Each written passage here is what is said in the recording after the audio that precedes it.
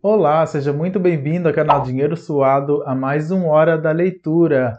Hoje com o episódio 4 deste livro aqui, A Psicologia Financeira, do Morgan Housel. Hoje a gente vai terminar esse livro. Esse livro ele tem 20 capítulos, então a gente dividiu aí os 4 episódios com 5 capítulos cada um.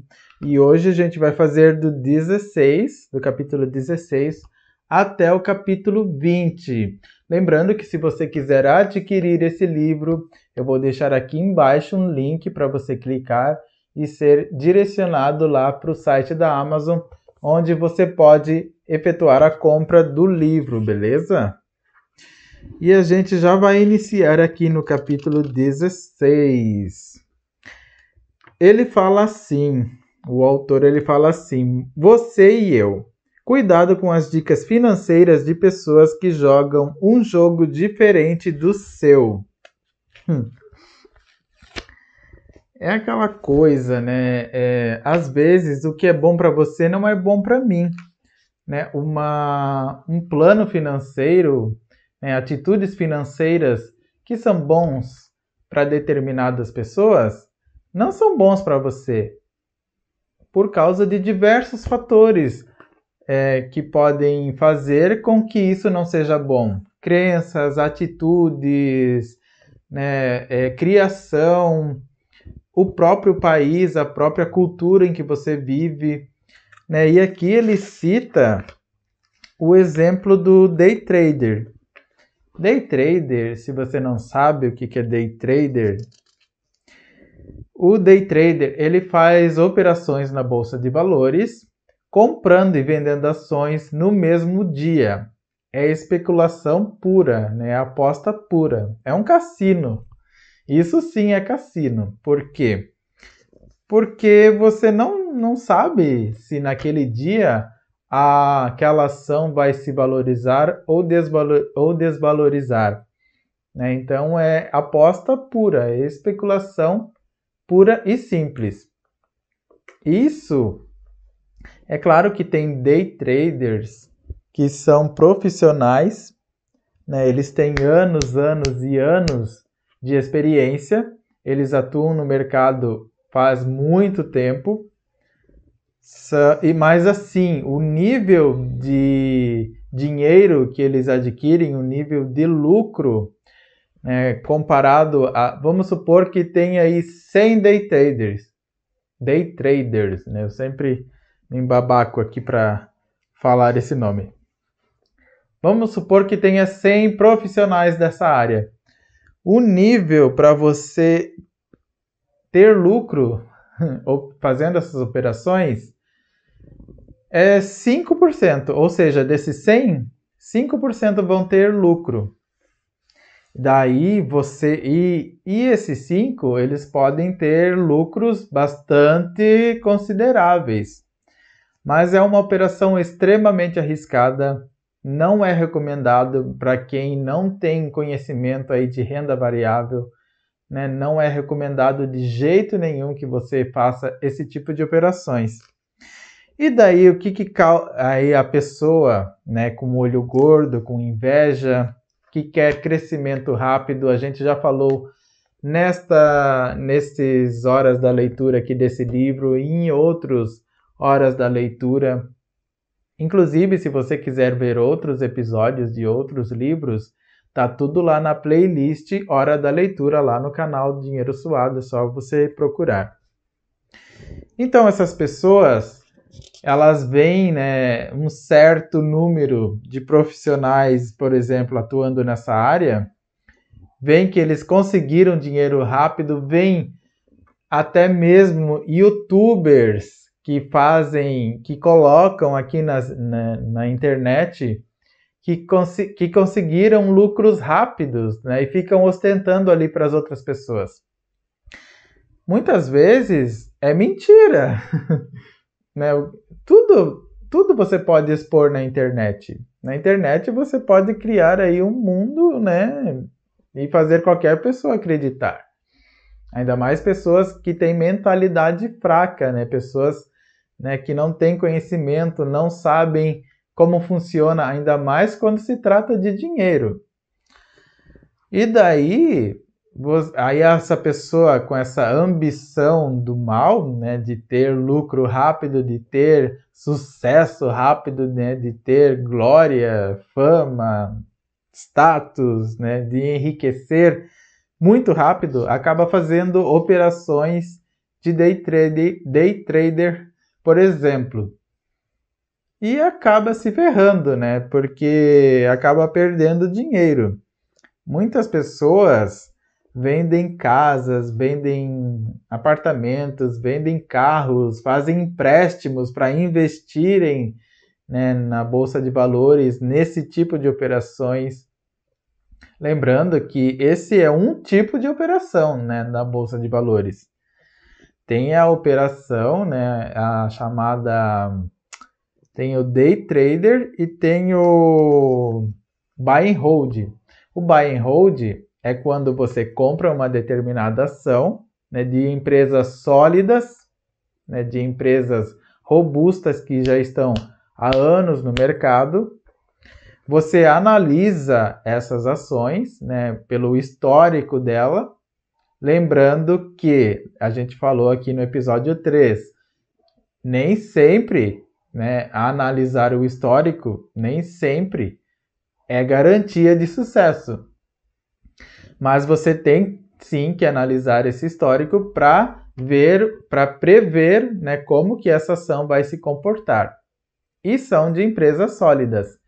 E o que você vai fazer? Vai segurar essa ação ao longo do tempo para que os juros compostos possam fazer o trabalho, né, de fazer esse ativo se valorizar aí cada vez mais ao longo do tempo. Então, isso é recomendado, né? É o que mais é recomendado, aliás, para investidores, especialmente investidores iniciantes que não têm a prática, que não conhecem ainda como funciona, né, o mercado de renda variável, né, que sofre aí a oscilação do mercado. Agora, imagine quem não tem essa prática, quem não tem essa experiência, fazendo esse tipo de operação que é puramente especulativa, que é o day trader. Então, o risco de você perder dinheiro é muito grande. E é isso que ele fala aqui. Nem sempre o que dá certo para você é o que dá certo para mim. Né? Cuidado com o olho gordo, cuidado com a inveja. Né? E outro exemplo aqui que ele fala são das bolhas, as bolhas financeiras. As bolhas que, por exemplo, cuidado com você ir atrás da manada, cuidado com você fazer tudo, né, o que os outros estão fazendo, porque de repente tudo que os outros estão fazendo, que a maioria está fazendo, pode ser errado. Aí vai que de repente essa bolha aí, né, essa bolha mesmo, né, como se chama, essa bolha financeira explode e ó, todo mundo acaba perdendo dinheiro e acaba entrando aí em uma recessão. Foi isso que aconteceu, inclusive, lá no subprime em 2008, quando aconteceu aquela bolha imobiliária lá nos Estados Unidos, que acabou aí afetando todo o mercado financeiro lá dos Estados Unidos, né? E foi uma grande bolha, né, em que a maioria, né, das pessoas acabou perdendo muito dinheiro, né? Teve uma crise financeira aí também por causa disso com os bancos, né? As pessoas ficaram desempregadas, as empresas ficaram sem crédito, né? Então isso foi gerando uma consequência em cima de outra consequência, né? Que fez com que houvesse uma grande recessão lá em 2008. Mas teve várias bolhas financeiras aí ao longo do tempo, né? E essas bolhas financeiras, elas só podem ser explicadas por causa de ambição, né? Por causa de ego, por causa de as pessoas quererem sempre mais, quererem as coisas muito rápido, quererem ter dinheiro muito rápido. Então elas observam O que as outras pessoas estão fazendo que estão ganhando dinheiro, ganhando lucro? É claro que a gente tem que voltar aqui lá no capítulo número 1 desse livro, que é o fato que ninguém é maluco. É difícil resistir, né? Já que todas as pessoas estão ganhando dinheiro, é difícil você pensar, né, em você individualmente quando todas as outras pessoas estão ganhando dinheiro, estão ficando ricas. Parece que você, né, tá ficando para trás, parece que você está perdendo aquele filé mignon que o mercado está oferecendo. Só que, cuidado, né? Aqui ele explica muito bem isso. Cuidado para essa ambição toda, para esse ego, né? Para esse querer ter sempre mais, não acabar prejudicando a sua vida financeira. Então, aqui eu tomo como exemplo a Bolsa de Valores, que é o que ele cita aqui no livro, né, do trading, do day trading, né, que é comprar e vender no mesmo dia, ações. Mas isso vale para qualquer área financeira, né, tanto para pirâmides financeiras. Tem muitas pessoas que entram em pirâmides financeiras e acabam perdendo dinheiro, né, acabam levando golpes financeiros por causa dessa falta de educação financeira, por causa dessa falta de conhecimento e por causa da ambição, por causa de querer ter mais, por causa, né, da inveja, por causa do querer ter sucesso rápido, querer ter status. Isso é muito perigoso. Eu sempre gosto de citar aqui o exemplo do vizinho que comprou um carro novo e daí você tem que comprar também um carro novo para se equiparar ao vizinho, senão você vai estar perdendo a sua credibilidade, a sua reputação. Não, o vizinho comprou um carro novo, eu também tenho que comprar. Eu não vou ficar por baixo. Seu vizinho, né, ele vai aparecer aí para as outras pessoas como um cara rico, como um cara de posse. Eu também tenho que aparecer. Eu também tenho que mostrar para os outros que eu consigo ter um carro. E é isso que acaba prejudicando a vida financeira de muitas pessoas. Muitas, nem é uma, nem duas pessoas. São várias pessoas que acabam sendo seduzidas aí pela ambição. E o capítulo 17 aqui do livro, ele fala justamente da sedução. Só que é outro tipo de sedução. Sedução do pessimismo. O otimismo soa da mesma forma que um vendedor oferecendo um produto. O pessimismo, da mesma forma que alguém oferecendo ajuda. É diferente, né? Quando alguém oferece ajuda pra gente, é diferente. O otimismo é a aposta mais comum porque as pessoas tendem a melhorar para a maioria das pessoas na maior parte do tempo. Mas o pessimismo ocupa um lugar especial em nossos corações. O pessimismo não é apenas mais comum que o otimismo. Ele parece também mais esperto e é intelectualmente cativante e recebe mais atenção do que o otimismo, que muitas vezes é visto como uma aversão ao risco. Aqui, nesse capítulo, eu lembro bem daquela... Não tem o diabinho, a mulher sedutora, ou o homem sedutor. Aí que aparece, por exemplo, aquela mulher sedutora, aquele mulherão, aquela mulher, né, que chega ali para você com aquele vestido vermelho, né, toda produzida, de salto alto, querendo te seduzir. Você, por exemplo, é casado, daí chega aquele mulherão querendo te seduzir. A sua esposa que você não está dando bola, vamos supor que ela seja o otimismo. Esse mulherão que está dando em cima de você, mesmo você sendo casado, esse é o pessimismo. Então, o pessimismo, aos nossos olhos, ele acaba sendo muito mais atraente.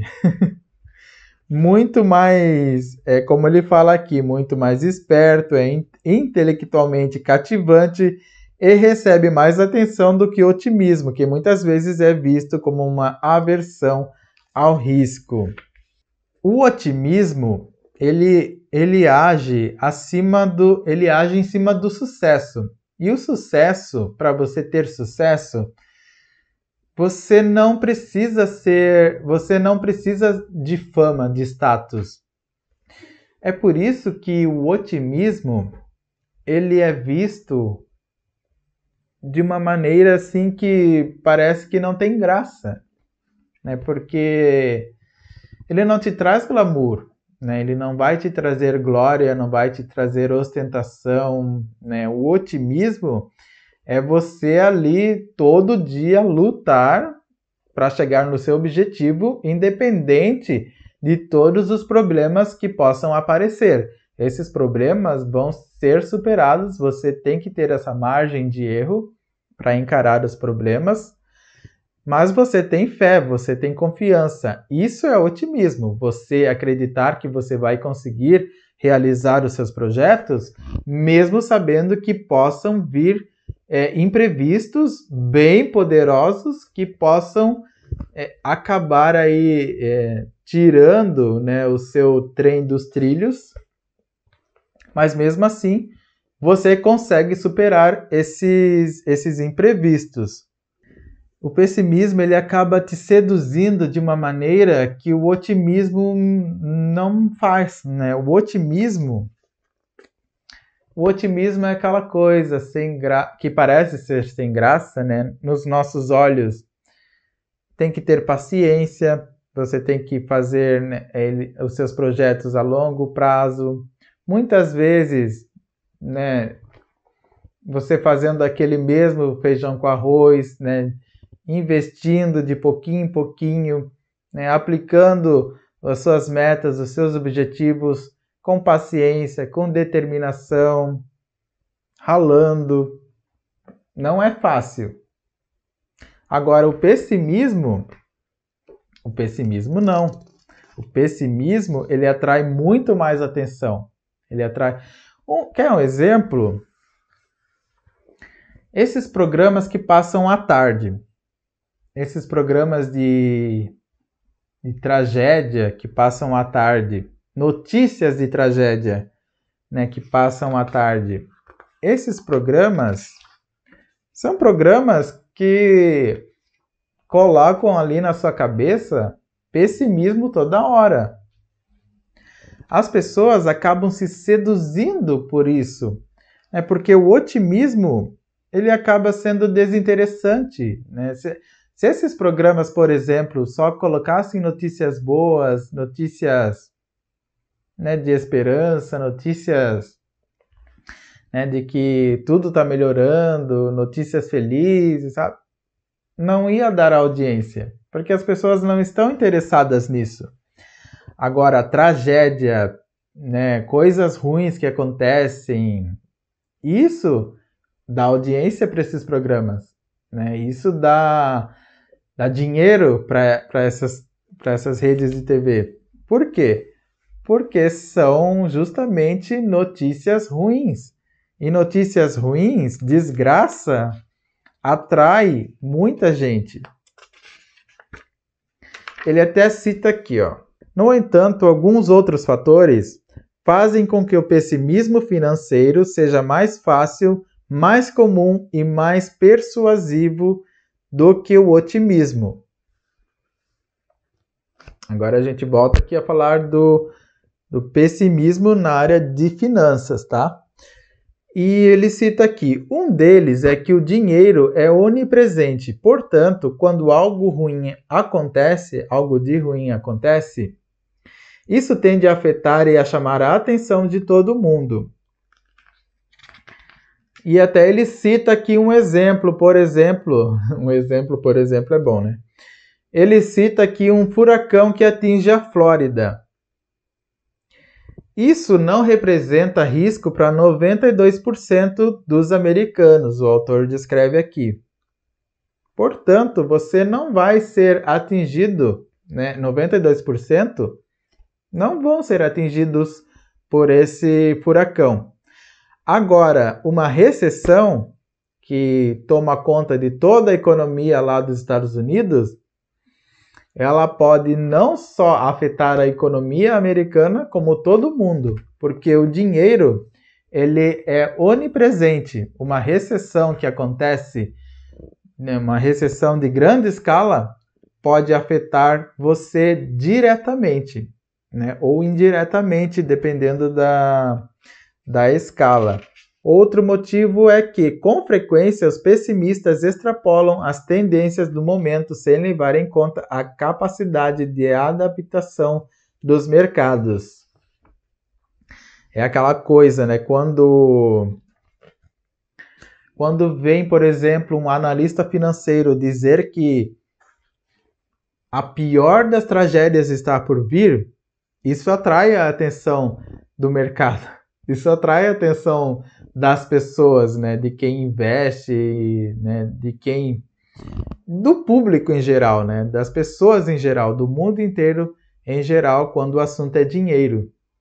Agora, essas pessoas se deixam levar pelas emoções. Quando você tem um problema, você vai lá e resolve, né? Por exemplo, se eu tenho um amigo que, devido à alta da inflação, ele andava de carro, agora ele, para economizar, né, por causa do preço do combustível, ele vai andar de ônibus, ou seja, ele vai trabalhar de ônibus. Ele se adaptou. A necessidade fez com que ele se adaptasse. Ele não vai deixar de trabalhar por causa de que vai andar de ônibus. Ele vai deixar o carro em casa e vai andar de transporte público. É uma necessidade. Ele se adaptou. Assim também ocorre com o mercado financeiro. Ele acaba se adaptando. Pode demorar. Às vezes, recessões, né, demoram décadas, mas o mercado em si acaba se adaptando. Agora, tem pessoas que não têm essa paciência de esperar. Primeiro, são pessoas, né, que não têm o hábito de se precaver.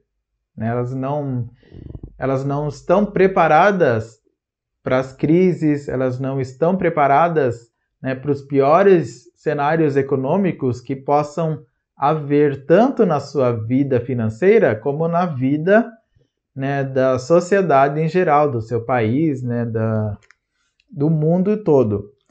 Então, são pessoas que, primeiro, não estão preparadas para isso. E segundo, que são pessoas, né, que são motivadas pelas emoções. São pessoas extremamente emotivas, que se deixam tomar por essas emoções, e essas emoções fazem com que elas tomem atitudes que elas podem se arrepender lá na frente. Então é preciso respirar fundo, é preciso ter calma e não deixar aí de levar em conta essa adaptação dos mercados. E um outro motivo que o pessimismo é tão forte no mercado financeiro, na área de dinheiro, né? Não só no mercado financeiro, na sua vida financeira, um terceiro motivo é que o progresso é lento demais para que seja percebido, enquanto os reveses acontecem rápido demais para serem ignorados. É aquela coisa que eu acabei de falar ainda há pouco. O sucesso, ele além de ser lento, né, as pessoas não enxergam, gradativamente, né? É de pouquinho em pouquinho, Lembra que eu falei lá do exemplo da era glacial, lá no segundo episódio desse livro? Não lembro se foi no segundo ou foi no primeiro. Mas ele cita aqui, devagar e sempre, é um dos capítulos desse livro, devagar e sempre.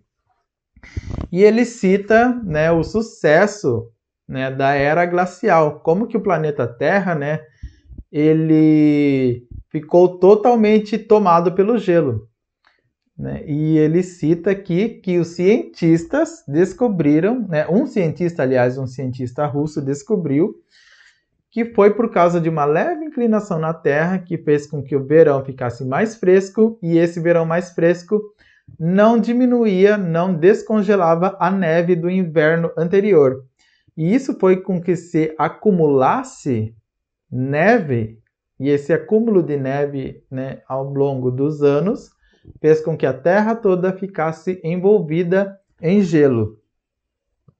Foi lento? Foi lento, né? Não foi rápido.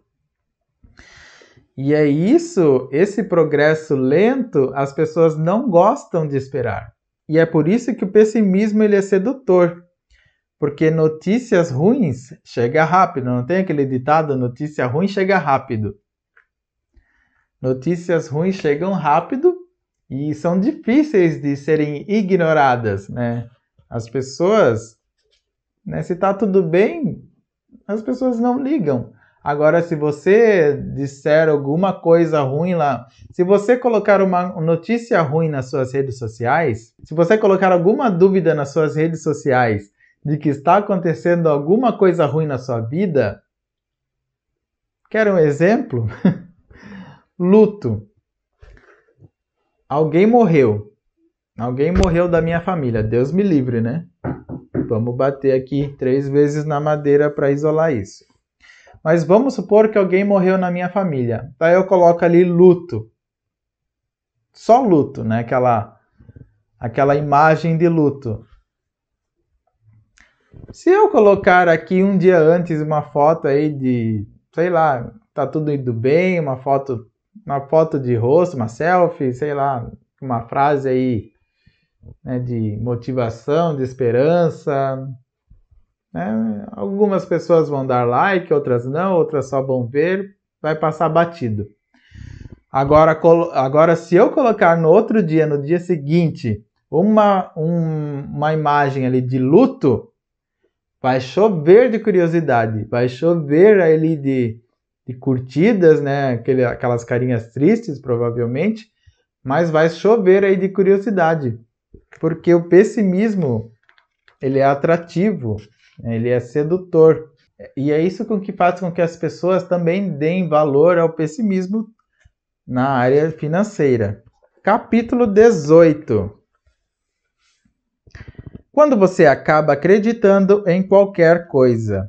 Ficções encantadoras e por que histórias são mais poderosas do que estatísticas.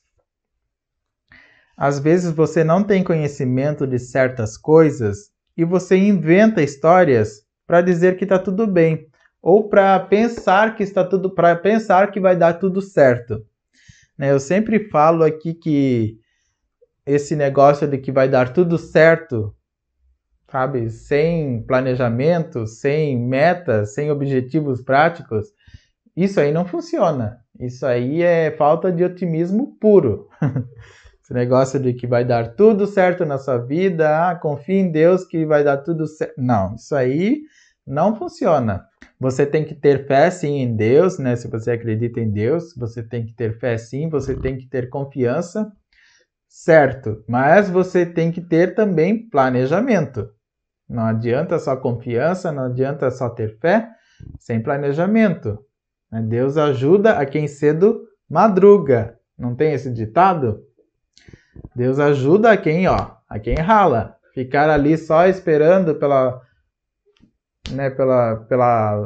graça ali de Deus, sem você fazer nada, sabe? Então tem pessoas que ficam aí esperando, sabe?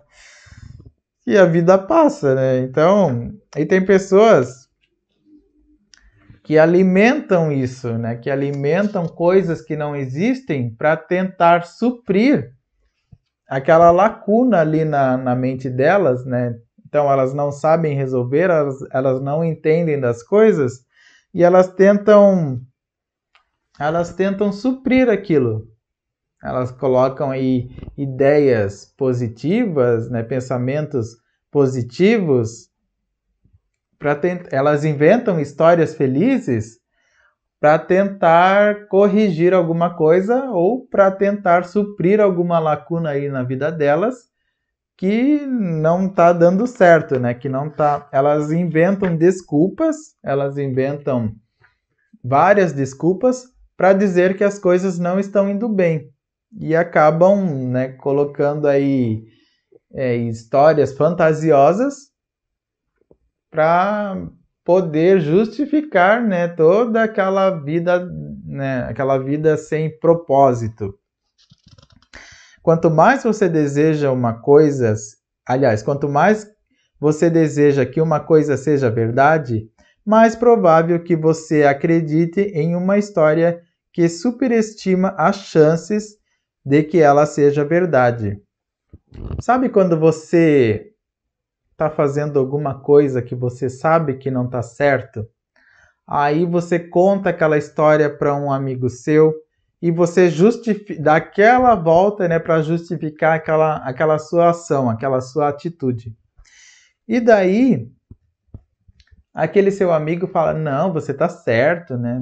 E você faz isso com todo mundo. Você conta aquela história, né? Daí você conta para as outras pessoas a sua versão, para justificar, né, aquela coisa que você sabe que está errado.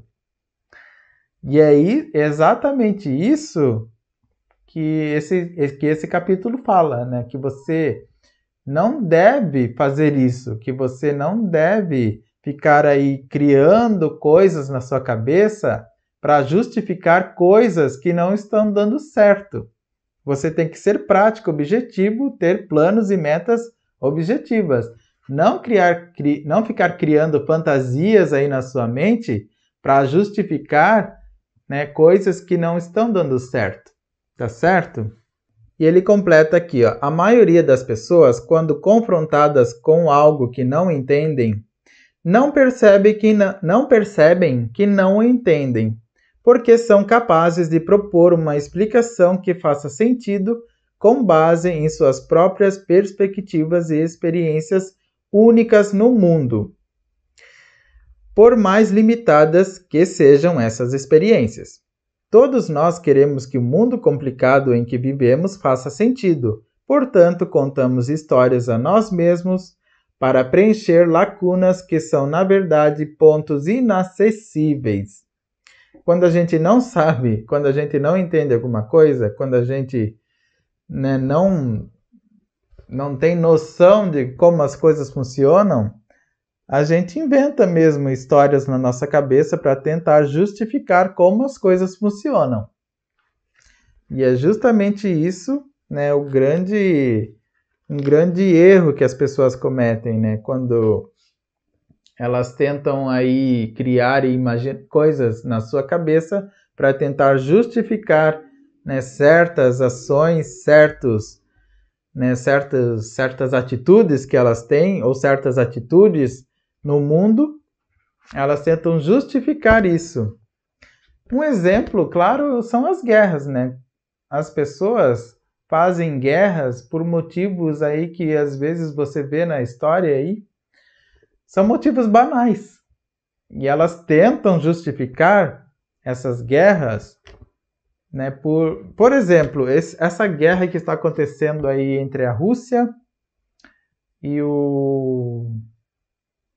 a Ucrânia.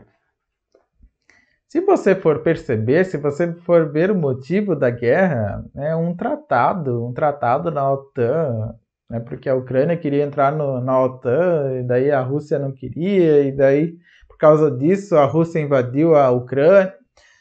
Você percebe? Por causa de um tratado, por causa, né, daí as pessoas matam inocentes. E daí o presidente da Rússia, por exemplo, tenta justificar todo esse ataque, né? Porque eu fui atacar por causa disso.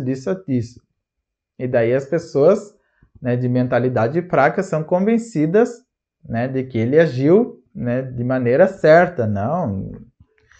E é exatamente isso que a gente faz, né, quando a gente não sabe das coisas, ou quando a gente faz uma coisa, né, que a gente sabe que não está certa, mas a gente tenta justificar isso, criando ali, né, lacunas, né, para serem preenchidas, mas que na verdade ele cita aqui que são pontos inacessíveis. O capítulo 19 é uma recapitulação aqui de todo o livro, é uma síntese aqui do livro. O que aprendemos sobre a psicologia das finanças pessoais. Recapitulando é o nome do capítulo 19. Ele fala que tem vários subtítulos, né, que ele descreve aqui. Faça um esforço para ser humilde quando as coisas estiverem indo bem e para se perdoar quando estiverem indo mal. Humildade, né? Às vezes a gente tenta ser humilde, né? Na maioria das vezes a gente é humilde quando a gente está lá embaixo, mas quando a gente está lá em cima, às vezes o ego, né? O status, a ambição, é difícil ser humilde. E aqui ele fala assim, faça um esforço para ser humilde quando as coisas estiverem indo bem, ou seja, quando você estiver lá no topo. E para se perdoar quando estiverem indo mal. Menos ego e mais fortuna. Lembra que eu falei lá no episódio 3 da diferença entre riqueza e fortuna? Fortuna é discreta. Fortuna, a gente adquire fortuna ao longo da vida, acumulando dinheiro discretamente, sem mostrar para os outros. Né? A fortuna ela não tem glamour, ela não vai te dar glória, fama, status. Então é isso que ele fala aqui. Menos ego, que está totalmente relacionado à riqueza. Ego e riqueza andam iguais, né? São, bem dizer, parecidos, né? Tem os mesmos propósitos, né? Quem tem ego também quer ter riqueza e vice-versa. E fortuna não. Fortuna é aquilo que você não vê. Até é o título de um capítulo aqui desse livro. Administre seu dinheiro de uma forma que faça você dormir em paz. O que adianta eu querer fazer operações, por exemplo, lá na Bolsa de Valores, né, com day trade, se eu não consigo dormir em paz? O que adianta eu fazer empréstimo consignado se eu não consigo dormir em paz? O que adianta a minha vida financeira, né, ser tomada aí um rumo que eu não consiga ter paz para dormir? É isso que ele fala aqui. Você tem que ter paz. Você tem que dormir aí tranquilamente, né, com as suas finanças controladas. Tem muita gente que faz coisas aí absurdas com relação ao dinheiro, da maneira que lida com o dinheiro, e depois não consegue dormir. E tem várias pessoas que fazem isso. Se você deseja se tornar um investidor melhor, a coisa mais poderosa que você pode fazer é aumentar seu horizonte de tempo. Lembra do exemplo do Warren Buffett aqui? Ele começou com 10 anos de idade, de pouquinho em pouquinho, pouquinho em pouquinho. E o tempo foi fazendo aí toda a mágica dos juros compostos. Você tem que ter paciência, né? A longo prazo, pensar a longo prazo. Não pense em curto prazo, não pense aí em coisas que vão te deixar rico do dia para a noite ou da noite para o dia, porque isso geralmente é golpe. Você pode, ao contrário, perder dinheiro. Não se abale com muitas coisas que dão errado. Você pode estar errado em metade das vezes e ainda assim fazer fortuna. Lembra do exemplo que ele até deu aqui daquele colecionador de obras de arte? Que 99% das obras dele não tiveram sucesso, né? Ele não conseguiu vender, negociar essas obras de arte, de todo o acervo que ele tinha. Mas 1% dele era composto por artistas famosos, né? 1% desse acervo. Artistas famosos aí como Picasso, né, e outros artistas, e esse 1% é que fez toda a diferença. esse evento de cauda. Outro exemplo aqui é o Walt Disney, né, que ele ficou aí uma década fazendo desenhos que não lhe renderam lucro, né, o estúdio estava quase indo à falência, mas um único filme, um único desenho, na verdade, né, de todos aqueles desenhos, Branca de Neve e os Sete Anões, é que lhe rendeu o Oscar e foi capaz de tirar ele ali do sufoco. É o evento de cauda, né? Você tem que ter aí eventos de cauda longos, né? E nem sempre tudo que você for fazer vai dar certo. Não se culpe por isso, porque aquele 1% é que pode gerar aí o seu sucesso e fazer você ter fortuna.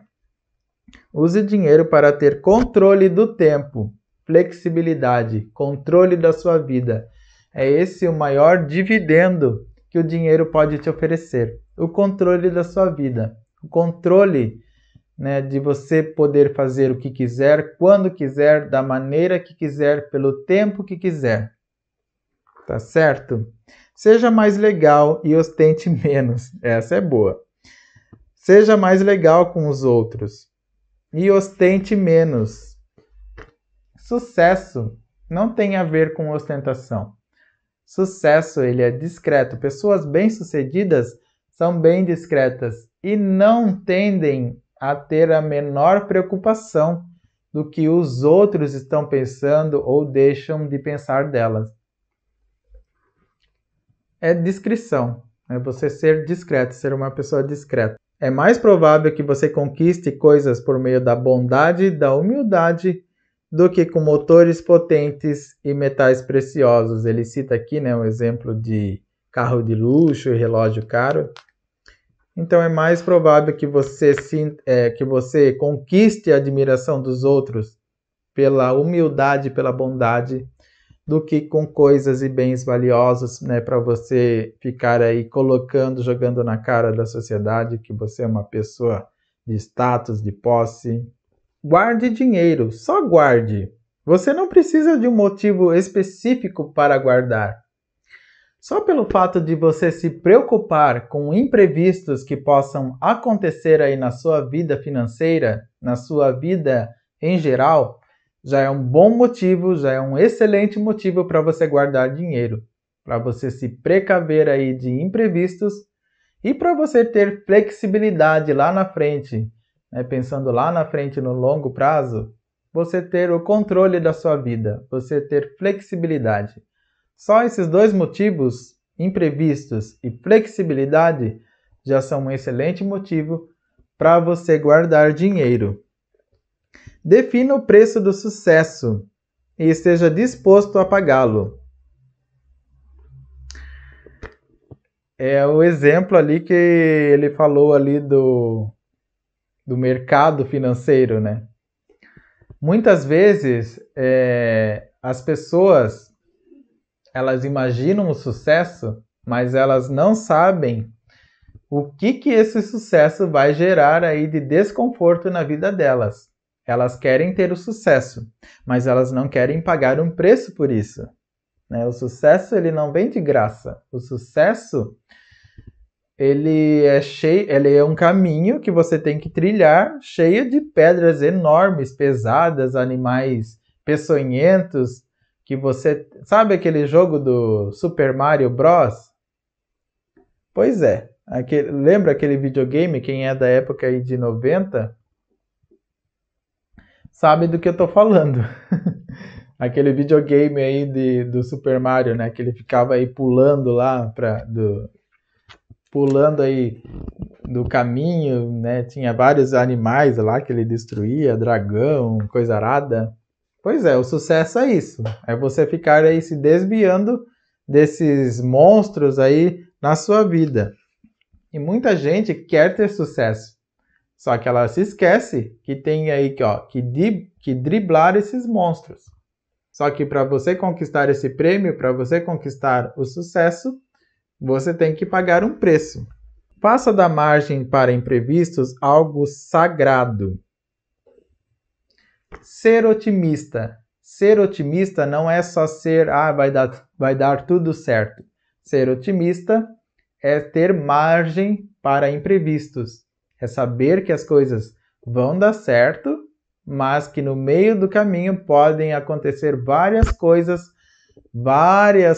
mesmo, que podem tirar o seu sono, o seu sossego, né? Vários problemas aí fortes, né? Vários imprevistos que você tem que superar. Então, você tem que estar preparado, né? Você tem que ter uma margem de erro, uma margem de segurança, uma reserva financeira, uma reserva de emergência para todos esses imprevistos, né? Para tudo que for acontecer ali que possa tirar aí o seu plano, o seu projeto do trilho. E não fazer com que esse projeto morra, não fazer, né, com que seus planos vão por água abaixo. Os objetivos e os desejos de todo mundo mudam ao longo do tempo, e quanto mais extremas forem suas decisões, mais você pode se arrepender à medida que eles mudam. É aquele exemplo que eu falei lá, eu acho que foi no episódio 2 ou episódio 3, eu não lembro. Se você toma um cafezinho todo dia, não corte esse cafezinho de uma vez. Se você gosta de tomar um cafezinho ali na panificadora, né, o café da manhã, não corte esse cafezinho de uma vez. Se você gosta, né, de comer pizza aos finais de semana, todo final de semana, não corte de uma vez.